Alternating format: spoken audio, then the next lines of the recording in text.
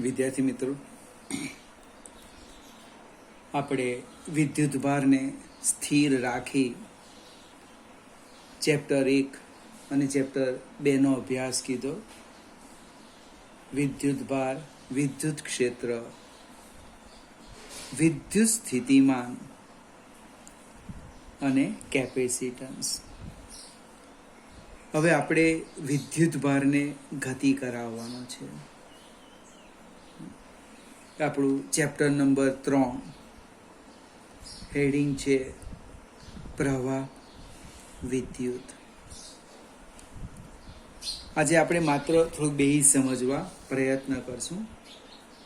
એમાં પહેલો જ પોઈન્ટ આપણે 10મા ધોરણમાં આવે એ જ છે અહીંયા વિદ્યુત પ્રવાહ. વિદ્યુત પ્રવાહ એની વ્યાખ્યા આપી એ પહેલા થોડુંક બેઝ સમજવા પ્રયત્ન કરીએ. મારી પાસે આ એક વાહક છે, જસ્ટ કલ્પના કરું છું, માત્ર સમજવાનું છે. આ રીતના એક સુવાહક છે. સુવાહકની ચર્ચા આપણે લગભગ પહેલા અને બીજા ચેપ્ટરમાં પણ કરી છે.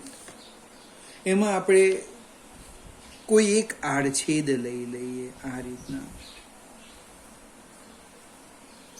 હવે આ જે વિદ્યુત ભાર છે, આ જે આડછેદ છે, એ આડછેદ કેવો છે? તો કે વિદ્યુત ભારની ગતિને લંબ. આજે અહીંયા આકૃતિમાં આડછેદ બતાવેલો છે. એક નાનો સરખો આડછેદ, એક પોસ્ટ, એ વિદ્યુત ભારની ગતિને લંબ છે.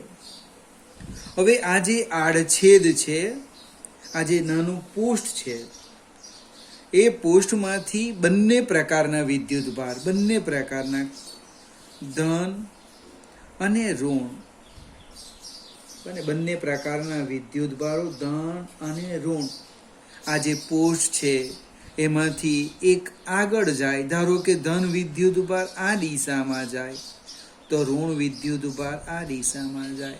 ઋણ આ દિશામાં જાય તો ધન વિદ્યુત ભાર આ દિશામાં જાય.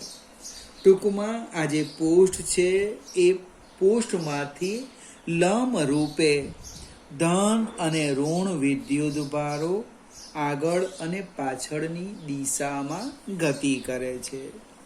ફરીથી સમજાવું. આપણે વિદ્યુત ભારની ગતિને લંબ એવા એક પોસ્ટની આડછેદની કલ્પના કરી. હવે આ જે પોસ્ટ છે એ પોસ્ટમાંથી ધન અને ઋણ વિદ્યુત ભારો, ધારો કે ધન આગળની દિશામાં ગતિ કરે તો ઋણ વિદ્યુત ભાર લખો, પાછળની દિશામાં ગતિ કરે. ધન વિદ્યુત પાછળ તો ઋણ વિદ્યુત ભાર આગળ. એ ક્ષેત્રની દિશા પર આધાર રાખશે. ટૂંકમાં એ આડછેદમાંથી પસાર થાય. આપણે જરા ધારી લઈએ. ધારો કે સમય સાથે વાત કરીએ. હવે ધારો કે ટી બરાબર ટી સમય દરમિયાન Q1 ધન વિદ્યુત ભાર આગળની દિશામાં અને Q2 ઋણ વિદ્યુત ભાર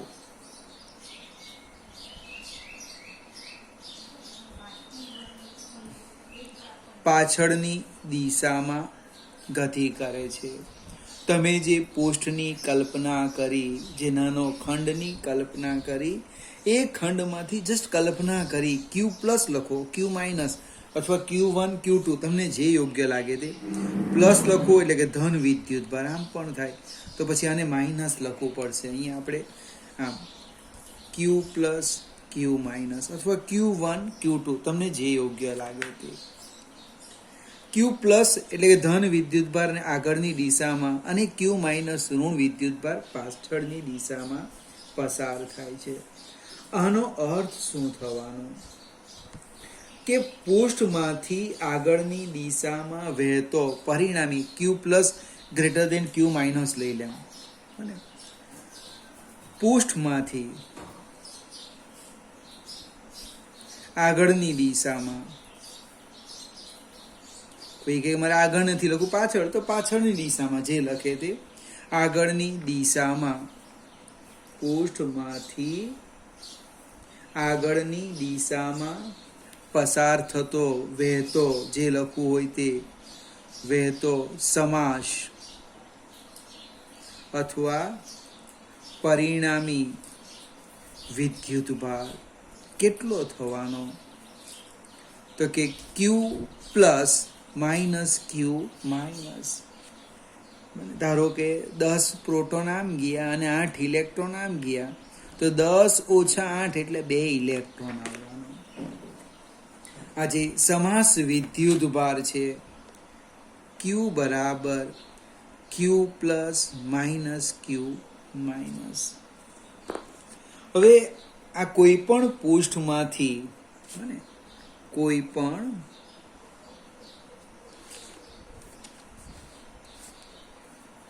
પણ પોસ્ટમાંથી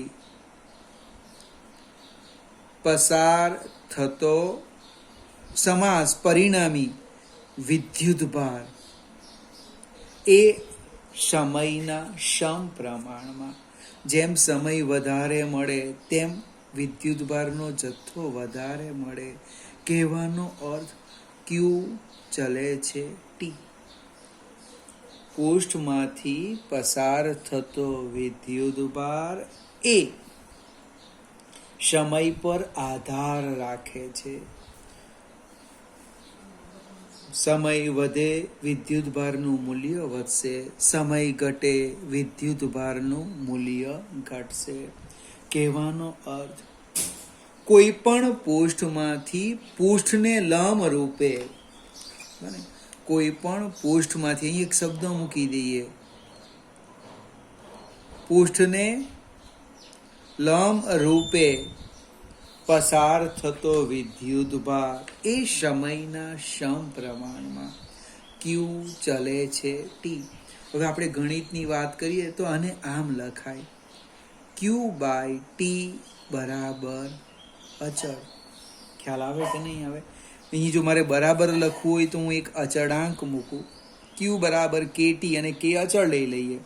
એ જ ચર્ચા મેં અહીંયા લખી છે, ક્યુ બાય ટી ઇક્વલ ટુ અચળ.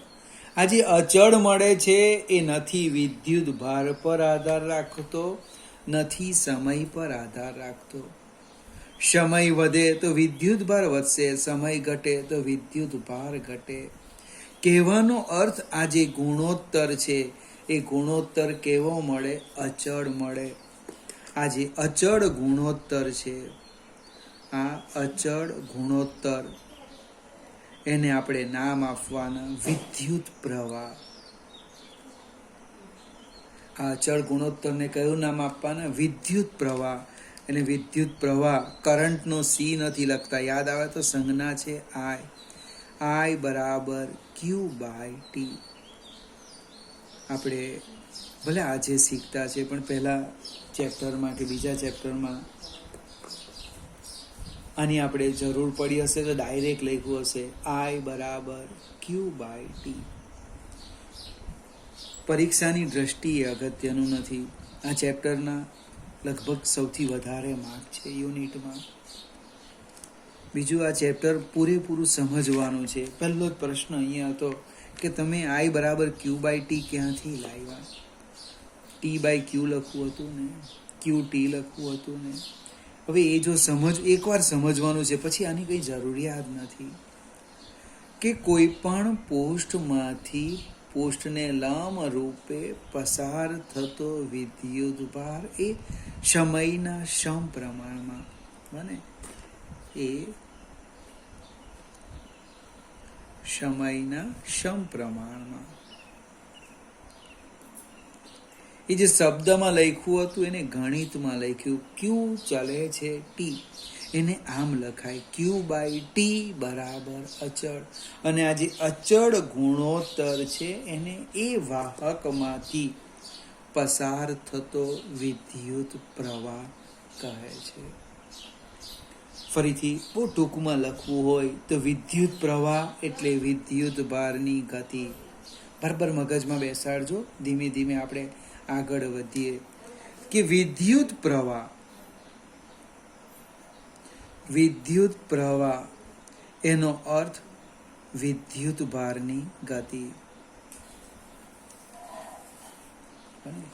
આપણે નદી કિનારે જઈએ તો પાણી વહેતું છે એવું બોલીએ. કોઈક ઇલેક્ટ્રોન કે પ્રવાહ ધન વિદ્યુત ભાર જોઈ શકવાનું નથી. જો એને સમજવું હોય તો કલ્પના કરો પાણી એ પ્રવાહ છે, H2O અણુ એ ઇલેક્ટ્રોન. જસ્ટ કલ્પના કરો તો તમને આ સમજવામાં ખૂબ સરળતા રહેશે. વિદ્યુત પ્રવાહ એટલે વિદ્યુત ભારની ગતિ. એના એકમની પણ વાત કરીએ. એનો SI યુનિટ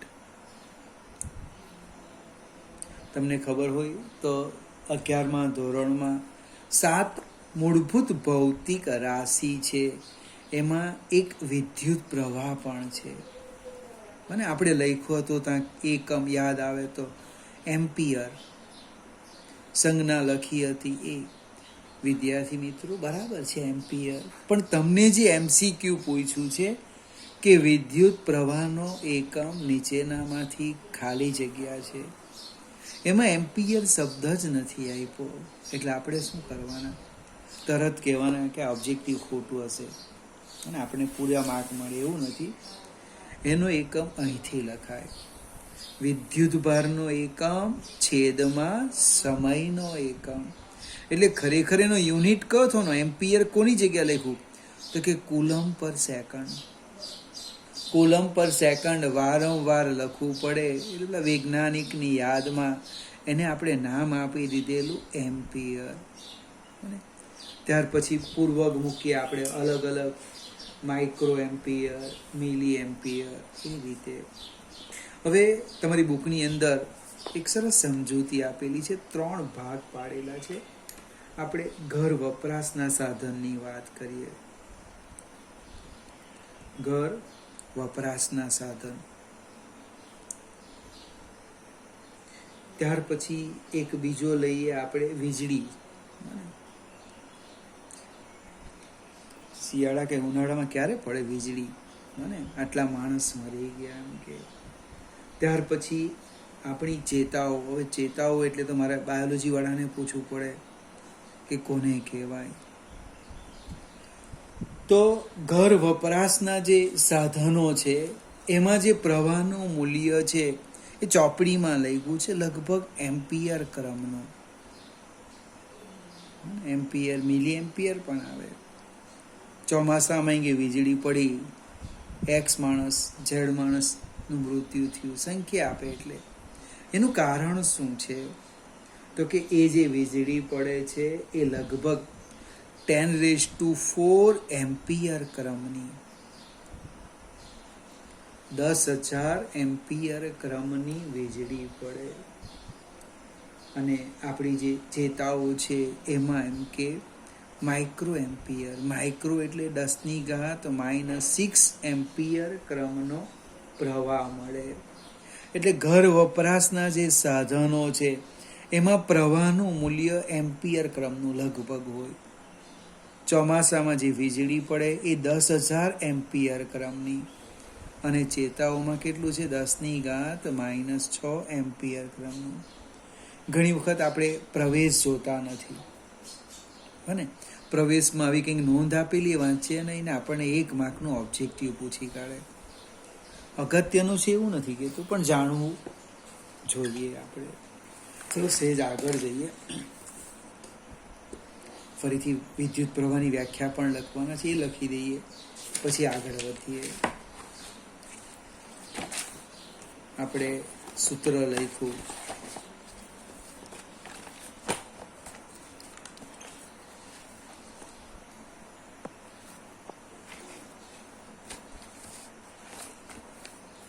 એક મિનિટ મિત્ર, જરા સેટિંગ.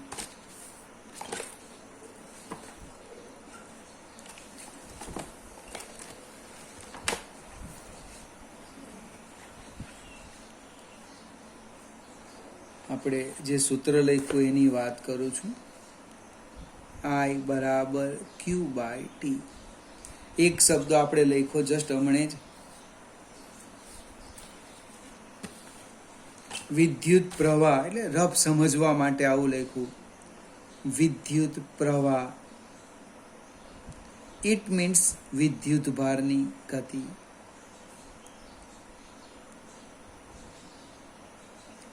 અહીંથી પણ લખાય, છેદવાન કરો.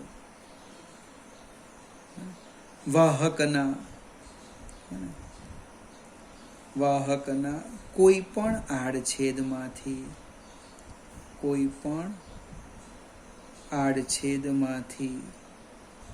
એકમ સમયમાં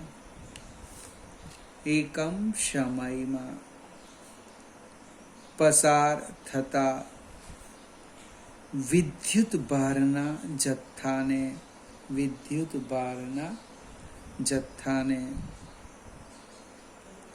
તે વાહકમાંથી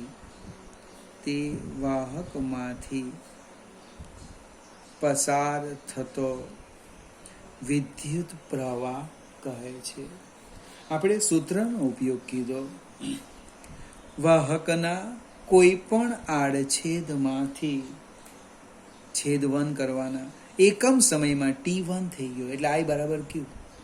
એકમ સમયમાં પસાર થતા વિદ્યુત ભારના જથ્થાને વિદ્યુત પ્રવાહ કહે છે. મિત્રો, એકમની પણ વ્યાખ્યા અપાય, એમ્પિયર. આપણે એકમની વ્યાખ્યા આપવું હોય, ફરીથી મિત્રો હું ઓન કરવાનું ભૂલી ગયો હતો. એમ્પિયરની વ્યાખ્યાની વાત કરીએ તો T બરાબર 1 સેકન્ડ લઈએ અને Q બરાબર 1 કુલમ લઈએ તો I કેટલા થાય? 1 એમ્પિયર. પણ એ એમ્પિયરની વ્યાખ્યા લખવું હોય તો અહીંથી લખાશે, જો, વાહકના કોઈ પણ આડછેદમાંથી એકમ સમયમાં, આજે આવી ગયો સમય, એકમ સમયમાં પસાર થતો વિદ્યુત ભારનો જથ્થો કેટલો હોય? 1 કુલમ હોય તો તે વાહકમાંથી પસાર થતા વિદ્યુત પ્રવાહ 1 એમ્પિયર છે એમ કહેવાય. આશા અથવા અપેક્ષા રાખું તમે જાતે લખી દેશો. સેજ આપણે આગળ જઈએ. વાહકના કોઈ પણ આડછેદમાંથી ડેલ્ટા ટી સમયમાં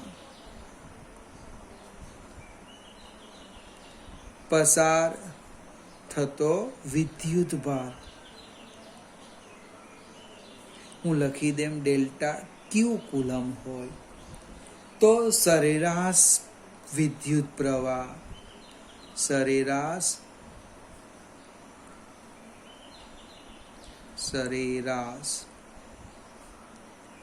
વિદ્યુત પ્રવાહ કેવી રીતે લખવાના?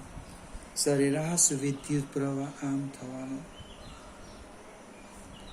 Delta q by delta T.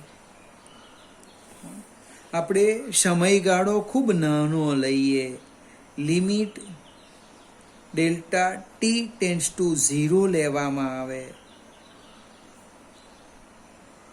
તો ઉપરનું જે સમીકરણ છે, ઉપરનો ગુણોત્તર એ શું દર્શાવે? તત્કાલીન પ્રવાહ દર્શાવે. ફરીથી સમયગાળો ખૂબ નાનો લઈએ તો આ જે ગુણોત્તર છે, આ ગુણોત્તર એ આપણને શું દર્શાવે? તત્કાલીન પ્રવાહ દર્શાવે છે. એટલે કે તત્કાલીન પ્રવાહ કેવી રીતે લખવાના? I બરાબર dq બાય dt. જો પ્રવાહ સ્થાયી હોય, સ્થિર હોય, તો આપણું સૂત્ર છે જ I બરાબર Q બાય ટી. પણ પ્રવાહ જ્યારે બદલાતો હોય, સમય સાથે અચળ નહીં રહેતો હોય, તો લખાય I બરાબર dq બાય dt. I બરાબર dq બાય dt. હવે આજ સુધી I બરાબર Q બાય ટી અચળ રાખતા હતા. હવે શું યાદ રાખવાનું છે? I બરાબર dq બાય dt. અહીંથી એક ખૂબ મજાનું ઓબ્જેક્ટિવ નીકળે. આપણે MCQની વાત કરીએ તો તમને Q આપી દે, ધારો કે 3t² 5t + 6, અને પ્રશ્ન પૂછે 5મી સેકન્ડે, બીજી સેકન્ડે તત્કાલીન પ્રવાહ કેટલો, તો તમે Qની કિંમત આની અંદર મૂકો, વિકલન કરો, જે આવે એમાં સમયની કિંમત મૂકવાની. કોઈક વખત વિદ્યુત ભારની જગ્યાએ વિદ્યુત પ્રવાહ આપી દે તો dq આમ લખાય I dt. હવે સંકલન કરો તો Q મળશે. આપણે સંકલન કરવાના, એટલે Q બરાબર સંકલન I dt. આ પણ ઓબ્જેક્ટિવ પૂછી શકાય, આને પણ પૂછી શકાય. જો તમને વિદ્યુત ભાર આપેલો હોય અને વિદ્યુત પ્રવાહ પૂછે તો આમાં મૂકો, વિકલન કરવાનું. સમયની કિંમત આ સમીકરણમાં મૂકવાની નથી, એનું વિકલન કરો અને જે આવે એમાં ટીની કિંમત મૂકો. તમને I આપેલો હશે અને વિદ્યુત ભાર શોધે તો સંકલન કરવાનું છે. ક્યારે શક્ય છે? ટોટલી બેઝ છે. આમાંથી એક ઓબ્જેક્ટિવ પૂછી શકાય. એ તમને ખ્યાલ આવે તો મજા આવે, નહીં તો તકલીફ પડે. સેજ આપણે આખર જઈએ.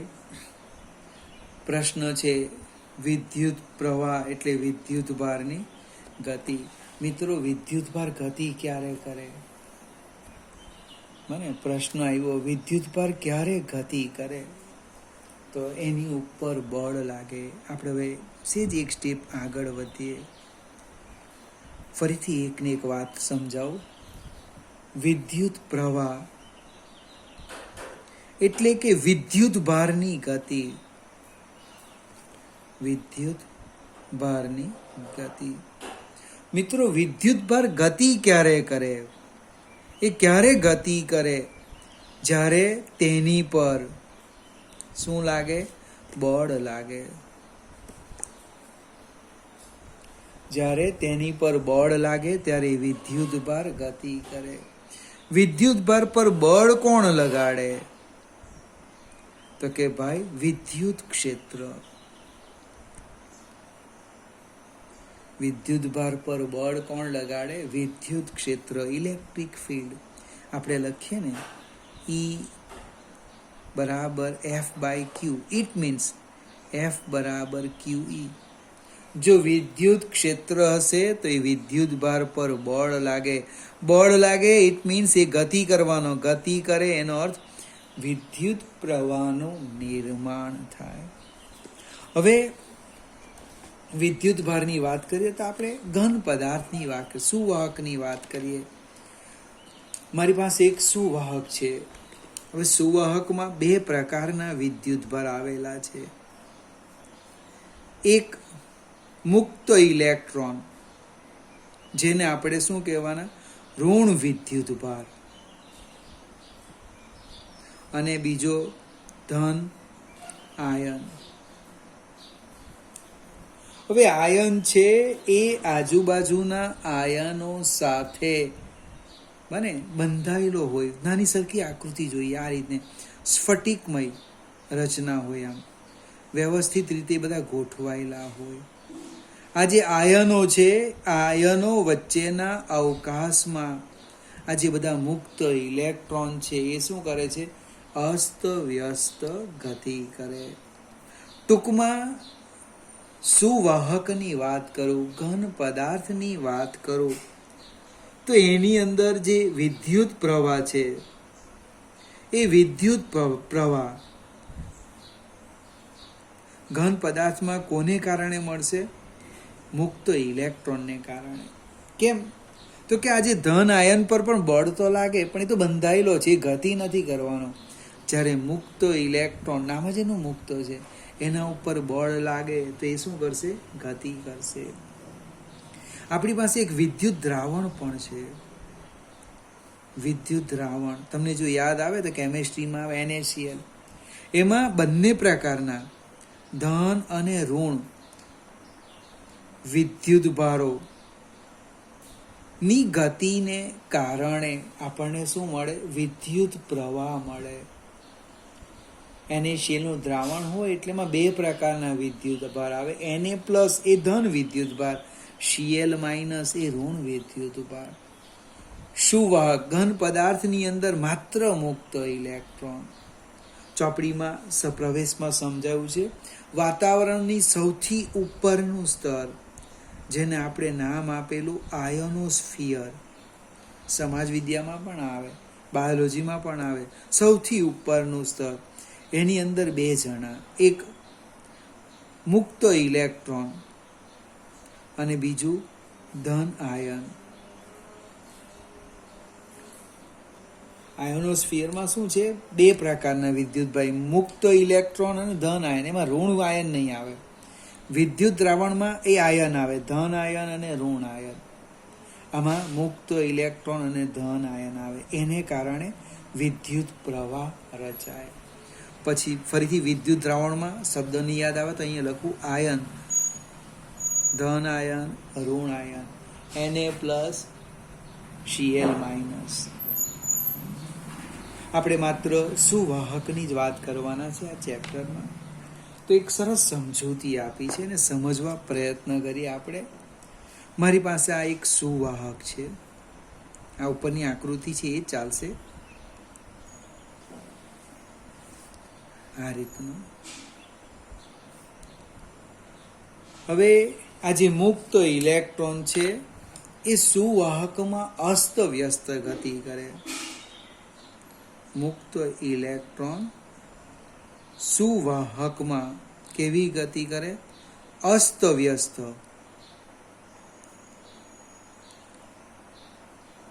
ધારો કે હું એક આડછેદ લઈ લેમ તો 10 ઇલેક્ટ્રોન આ દિશામાં ગયા તો 10 ઇલેક્ટ્રોન આ દિશામાં ગયા. અસ્ત વ્યસ્ત ગતિ કરે.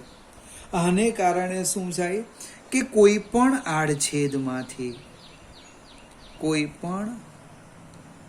આડછેદમાંથી સરેરાશ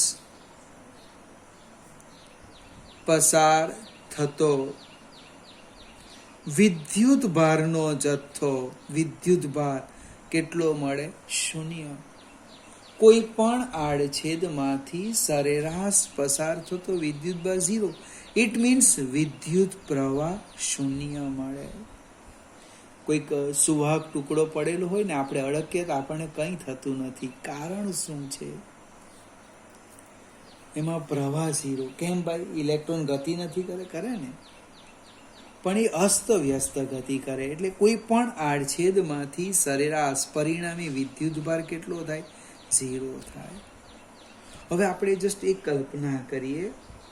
મારી પાસે આ જે નળાકાર છે એની ત્રિજ્યાવાળી જ એક અવાહક તકતી લેમ છું. જોજો આ ભૂરી પેનથી બતાવું, એ અવાહક તકતી. આ પણ અવાહક તકતી લઈ લઈએ.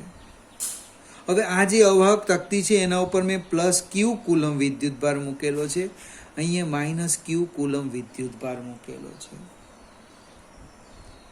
વિદ્યુત ક્ષેત્રની દિશા કઈ? તો કે ધનથી ઋણ. આપણું ચેપ્ટર 1. એટલે સુવાહકની અંદર આ દિશામાં ક્ષેત્ર આવવાનું. આ જે સુવાહક નળાકાર છે એ નળાકારના બે છેડે આપણે શું કીધું? +Q અને -Q કુલમ વિદ્યુતભાર ધરાવતી અવાહક તકતી મૂકી દીધી. એને કારણે સુવાહકની અંદર